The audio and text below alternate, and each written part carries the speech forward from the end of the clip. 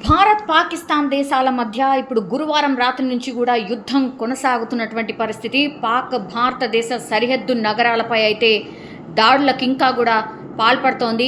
కానీ పాక్ దాడులను భారత ఆర్మీ విజయవంతంగా తిప్పికొడుతోంది. ఈ దాడిలో భారత్ పాక్పై ఎదురు దాడికి దిగింది. ఇస్లామాబాద్, లాహోర్ నగరాలపై వైమానిక అట్లాగే మిసైల్స్ దాడులు చేస్తోంది. అలాగే కరాచీ ఎయిర్పోర్ట్పై విరుచుకుపడి పూర్తిగా ధ్వంసం చేసిన విషయం మనందరికీ తెలిసిందే. అయితే శుక్రవారం తెల్లవారుజామున కూడా జమ్మూ నగరంలో పేలుల శబ్దాలు వినిపించడంతో ఒక్కసారిగా మళ్ళీ బ్లాకౌట్ మొదలైంది. సరిహద్దు ప్రాంతాల్లోని సైనిక స్థావరాలని లక్ష్యంగా చేసుకొని పాకిస్తాన్ సైన్యం చేసినటువంటి ఈ ప్రయత్నాలకు భారత్ అడ్డుకున్న కొన్ని గంటల తర్వాత ఈ పేలుడు శబ్దాలు వినిపించడంతో ప్రజలు తీవ్ర భయాందోళన చెందుతున్నారు. తెల్లవారుజామున 3:50 నుంచి 4:45 గంటల మధ్యలో అంటే గంట సేపు సైరన్లు మోగడంతో పాటుగా పేలుడు శబ్దాలు వినిపించాయి. భద్రతా దళాలు ముప్పును భారత సైన్యం సమర్థవంతంగా తిప్పికొట్టింది.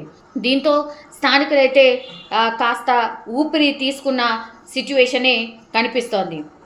ఇంకోవైపు భారత ఆర్మీ పాకిస్తాన్ ఉగ్రవాదుల స్థావరాలపై మెరుపు దాడి చేసి దాదాపు 100 మంది ఉగ్రవాదుల్ని చంపేసింది.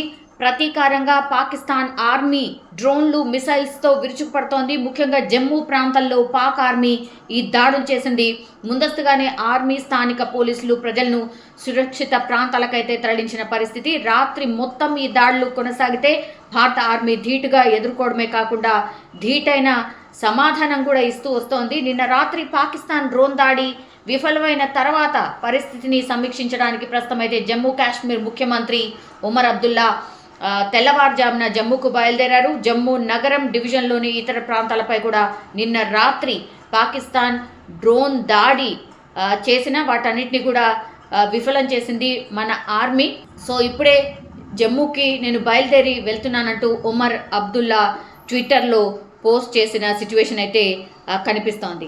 ఇంకోవైపేమో భారత సరిహద్దుల్లో ఒక టెన్షన్ వాతావరణం కూడా కనిపిస్తోంది. అంటే పంజాబ్, గుజరాత్తో పాటుగా యూపీ లాంటి ప్రాంతాల్లో పాకిస్తాన్ సైన్యం కావచ్చు, ఉగ్రవాదులు దాడులు చేసే అవకాశం ఉంది అనేసి కూడా ఇంటెలిజెన్స్ రిపోర్ట్. భారత సైన్యం పూర్తిగా అలర్ట్ అయిన పరిస్థితి. పాక్ సైన్యం చేపడుతున్నటువంటి ఈ చర్యలను ధీటుగా ఎదుర్కొంటోంది. పంజాబ్ రాష్ట్రం జలంధర్లో రాత్రి ఉద్రిక్త వాతావరణమే కనిపించింది.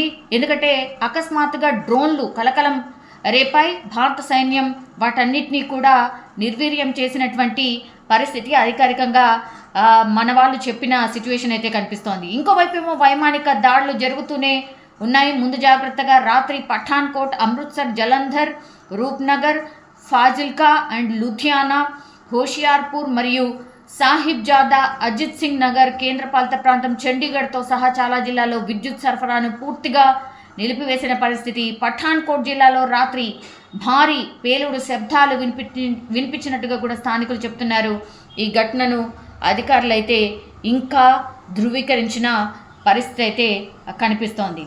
ఇంకోవైపు ఏమో ఆపరేషన్ సింధూర్ జీర్ణించుకోలేనటువంటి పాకిస్తాన్ ఇప్పుడు రాత్రి దేశంలోని పలు ప్రాంతాల్లో డ్రోన్స్, అలాగే బాంబ్స్, మిసైల్స్ దాడికి పాల్పడింది. కాబట్టి ఈ నేపథ్యంలోనే భారత నియంత్రణ రేఖ అంటే ఎల్ఓసి దగ్గర తీవ్ర ఉద్రిక్త పరిస్థితులు ఉన్నాయి. భారత పోస్టులను లక్ష్యంగా చేసుకుని పాక్ రేంజర్స్ కాల్పులకు ఇంకా దిగుతున్నారు. సత్వారా, సాంబా, ఆర్ఎస్పురా, అర్నియా సెక్టార్స్ను లక్ష్యంగా చేసుకొని పాక్ 8 మిసైల్స్ను ప్రయోగించినట్టు రక్షణ శాఖ వర్గాలు ధృవీకరించాయి. సో భద్రతా దళాలు వాటిని యాంటీ మిసైల్స్ సిస్టమ్ టెక్నాలజీని ఉపయోగించి గాల్లోనే ధ్వంసం చేసిన పరిస్థితి. సో శుక్రవారం తెల్లవారుజామున జమ్మూ కాశ్మీర్లోని సాంబా జిల్లాలో భారత్లోకి అక్రమంగా వచ్చేందుకు ప్రయత్నించినటువంటి ఉగ్రవాదులు ఎవరైతే ఉన్నారో వాళ్ళందరినీ కూడా బీఎస్ఎఫ్ దళాలు కాల్పులు జరిపాయి. ఆ కాల్పుల్లో మొత్తం 7 ఉగ్రవాదులు అక్కడికక్కడే చనిపోయిన పరిస్థితి.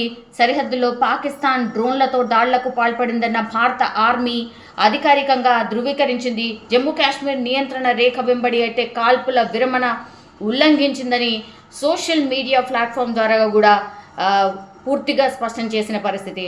పాక్ మిసైల్స్, డ్రోన్లను భారత ఆర్మీ పూర్తిగా ధ్వంసమైతే చేసింది.